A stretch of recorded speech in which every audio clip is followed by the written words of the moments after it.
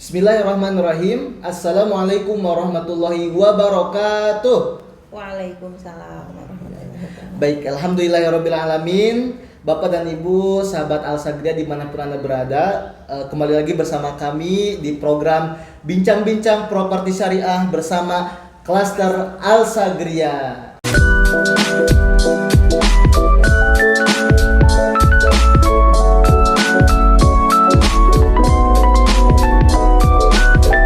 Baik, Bapak dan Ibu, sahabat Klaster Al-Sagria dimanapun Anda berada, ya, kembali lagi bersama kami, ya, ditemani dengan PIC Klaster Al-Sagria dengan Ibu Fitria.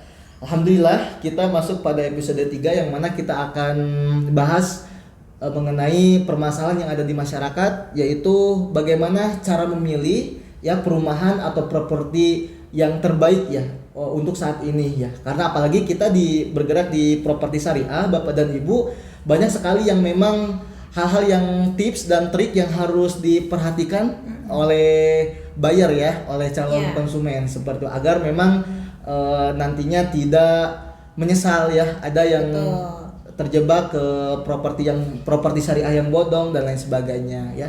Namun Ibu ya, izinkan saya untuk mengulas sedikit ya mengenai kemarin kita pembahasan mengenai 7 konsep properti syariah ya. Yang mana di properti syariah ini yang di bawah naungan manajemen developer properti syariah, bahwa kita ada yang namanya 7 konsep dalam muamalah transaksi properti syariah. Yang pertama, kami tanpa menggunakan bank. Yang kedua, kami tanpa menggunakan riba ya, sistem ribawi. Yang ketiga, atau bunga ya. Yang ketiga, kita tidak menggunakan tanpa denda, kemudian tanpa sita, tanpa asuransi, tanpa BI checking, dan tanpa akad bermasalah seperti itu. Nah, saat ini kita akan masuk mengenai bagaimana cara memilih properti yang aman ya, yang syariahnya itu benar-benar aman, clean and clear ya, biasanya kita bahasanya. Nah, baik Ibu, silakan mungkin untuk tips dan triknya seperti apa? Ya. Gitu. Kalau ngobrol properti syariah ya, karena memang di luaran sana sempat ada banyak kasus juga, beberapa oknum developer properti syariah itu yang tidak amanah gitu. Nah, makanya kita kalau beli properti syariah itu ada beberapa tips atau beberapa hal yang harus diperhatikan, Pak Ahmad gitu. Jadi misalnya seperti poin pertama, yang pertama adalah perhatikan rekam jejak developer properti syariah tersebut, rekam jejaknya. Misalnya dia properti baru, kita harus lebih kritis ya sebagai konsumen, harus ditanya lah semuanya gitu, terus minimal tahu historinya. Dan enaknya lagi kalau misalnya ternyata developer properti syariah tersebut dia sudah punya beberapa project, kita harus tahu portofolio mereka, track recordnya seperti apa gitu, karena kan dari situ juga kita bisa lihat developer ini aman nggak sih, amanah nggak sih gitu. Karena di beberapa project sebelumnya pasti itu akan jadi contoh juga gitu di project berikutnya kayak gitu. Itu pertama, perhatikan track recordnya ya. Kalau misalnya udah ada project sebelumnya, dilihat portofolionya. Itu pertama. Kemudian yang kedua, telusuri riwayat atau histori dari developer tersebut gitu. Jadi kita harus tahu, datangi kantornya. Makanya kita kalau ada konsumen survei datang, kita terbuka. Pasti misalnya beliau mau tanya-tanya proyek sebelumnya, lokasinya di mana, alamatnya di mana, kita pasti selalu terbuka. Nah, itu berarti kan memang tidak ada yang ditutupi dari properti tersebut gitu. Jadi memang kita harus tahu historinya. Sebelumnya di proyek sebelumnya tuh seperti apa. Kemudian bisa ya, kalau misalnya memang konsumennya banyak waktu mau survei ke lokasi sebelumnya, itu juga boleh gitu. Jadi memang konsumen harus kritis lah ya intinya. Betul. Kemudian poin berikutnya, cari tahu dulu mengenai ini yang paling penting, mengenai lahannya. Lahan ya. Nah, karena banyak yang kasus itu di situ lahannya. Mungkin beberapa properti syariah, developer syariah di luar sana mungkin nggak ada niat dari awal pengen nipu gitu ya, pengen ya intinya tidak amanah, bukan diniatkan dari awal gitu untuk tidak amanah. Tapi memang lebih ke mungkin nekat di awal gitu. Jadi di lahannya itu pastikan dulu kalau lahan tersebut tidak sengketa, itu yang pertama. Kemudian yang kedua, lahan tersebut ada di zona apa gitu. Karena banyak ada beberapa perumahan syariah ya yang mengatasnamakan syariah ternyata berdirinya di atas lahan hijau. Lahan hijau itu mau kita bayar istilahnya apa ya? Kasih pelicin gitu ya ke atas itu tetap nggak akan bisa karena lahan hijau diperuntukkan bukan untuk kawasan lingkungan untuk hunian gitu. Yang tadinya sawah ya harus tetap sawah, boleh diperjualbelikan tapi bukan untuk dibangun rumah, dibangun hunian. Dia yang sawah ya tetap sawah, yang kebun ya tetap kebun gitu. Kemudian ada juga zona abu. Zona abu itu lebih ke industri. Jadi itu khusus untuk lingkungan industri. Nggak boleh ada kawasan hunian atau tempat tinggal di daerah situ. Boleh ada rumah tapi yang tetap ada kaitannya dengan pabrik tersebut, misalnya mes atau apa, itu masih boleh. Jadi nggak boleh ada rumah warga gitu di lingkungan abu gitu. Jadi di zona abu itu kita tetap ya ada di zona oranye atau kuning gitu. Kalau yang di dua zona itu kita sudah aman gitu. Jadi intinya jangan sengketa dan harus tahu dulu lokasi itu tuh zona apa. Takutnya udah kita beli, udah transaksi, ternyata kan rata-rata perumahan syariah itu inden ya. Saat mau pembangunan baru kita tahu, oh ternyata boro-boro ada IMB, ternyata ini tuh zonanya zona hijau gitu. Itu udah nggak akan bisa diapa-apain. Sedangkan kita sebagai konsumen meminta uang kembali karena kalau dalam hal seperti ini ya, itu konsumen sangat-sangat bisa aja minta uangnya kembali karena ada miss-nya dari developer gitu. Jadi bukan kesalahan konsumennya. Ini mereka mau kembalikan uang juga nggak bisa. Jadi jatuhnya ya si developernya tidak amanah. Itu ya poin 3 mengenai lokasi.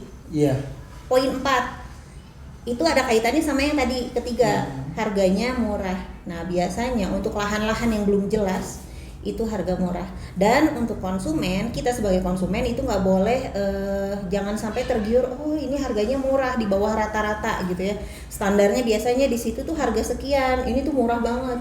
Nah itu harus dipertanyakan justru, bukan malah keuntungan gitu ya. Bukan, justru itu bisa jadi kalau kita ambil malah jadi bom waktu ke depannya kayak gitu. Dan kalau misalnya ada nih properti syariah murah gitu ya, justru kita harus khawatir dan kita harus curiga kenapa bisa murah, karena perumahan syariah itu bukan identik dengan mentang-mentang perumahan syariah itu ternyata jauh lebih murah, bukan, salah.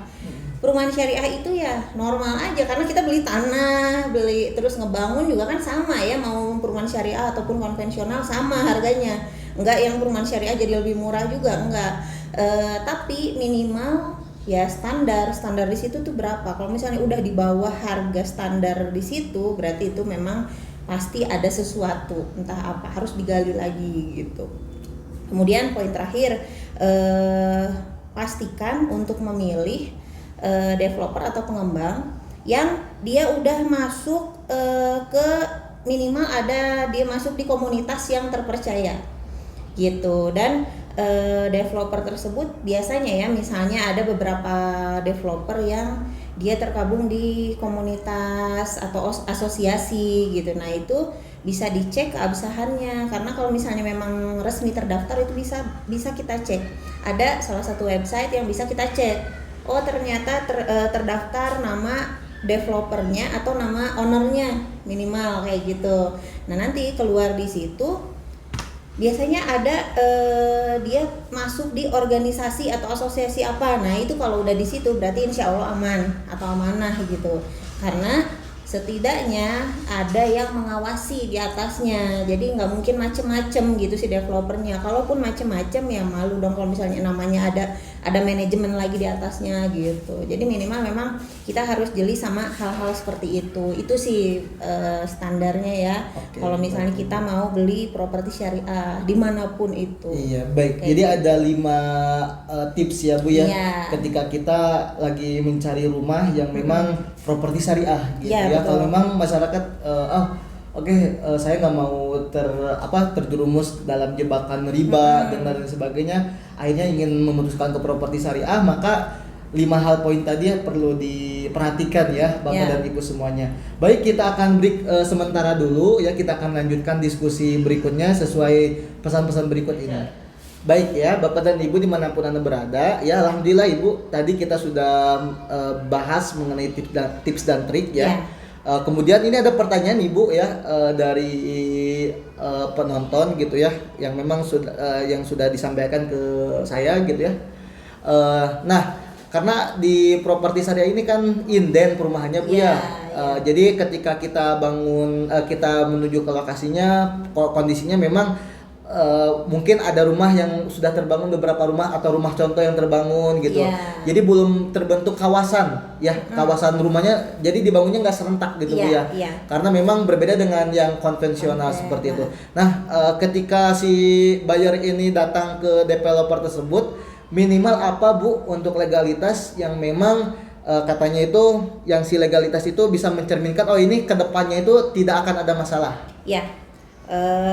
Sebetulnya kalau untuk legalitas atau surat-surat itu ya, perizinan tergantung proyeknya.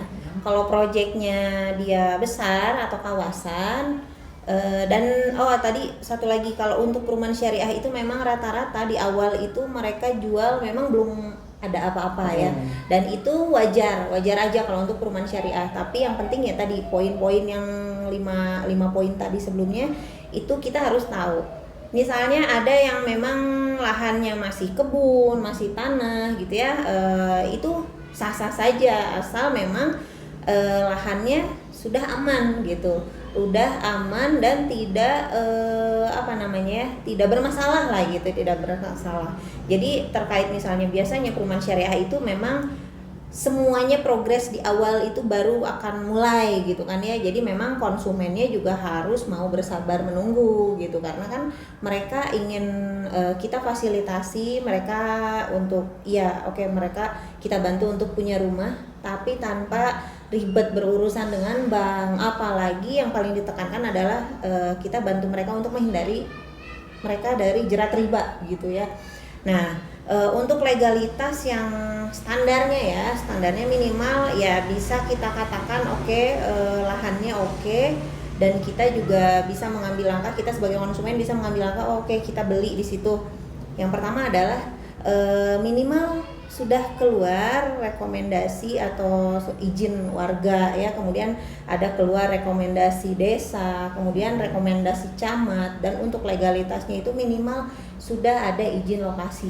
Itu yang paling penting. Dari camat atau dari apa biasanya dari dinas pemerintahan? Ya, kalau izin lokasi ya dari dinas yang terkait gitu. Nah, kemudian kalau misalnya, jadi memang ada levelannya beda-beda ya. Kalau misalnya perumahan syariah itu tergantung itu tuh kawasan, atau misalnya ada juga yang rumah hanya sedikit-sedikit gitu ya. Kalau misalnya yang kayak cuma 5 rumah itu biasanya lebih simpel karena bukan kawasan kan ya, jadi insya Allah mungkin nggak akan ribet, mereka bahkan sertifikat segala macamnya juga udah punya.